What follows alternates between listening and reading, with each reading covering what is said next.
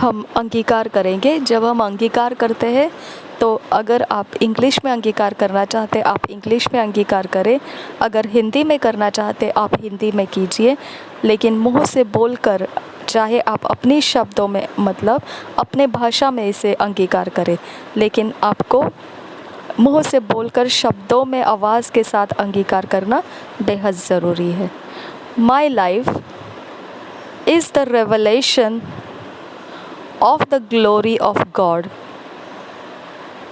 the testimony of His grace and righteousness. I am victorious always and in all things, fruitful, productive, and effective in the ministry of the gospel. Hallelujah. मेरा जीवन प्रकाशन भरा है परमेश्वर के महिमा का, उसके अनुग्रह और धार्मिकता के गवाही का। मैं जयवंत हूँ हमेशा और सब चीज़ों में, फलवंत और प्रभावशाली और उपजाऊ फलदार हों। सुसमाचार की सेवकाई में। हालेलुया। आज मनन करने के लिए जो वचन दिया है वो है मार्क 11 चैप्टर 22 और 23 verse, Joshua 1 chapter 18 verse.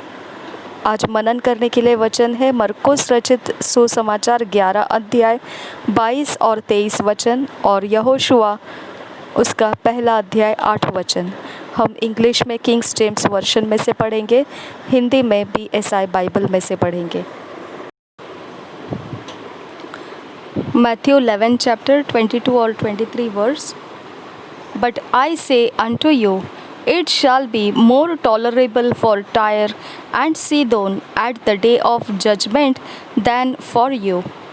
And thou, Capernaum, which art exalted unto heaven, shalt be brought down to hell.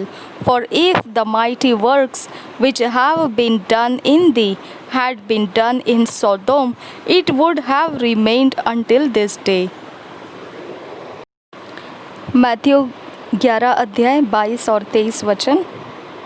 परंतु मैं तुमसे कहता हूँ कि न्याय के दिन तुम्हारी दशा से सूर और सैदा की दशा अधिक सहने योग्य होगी।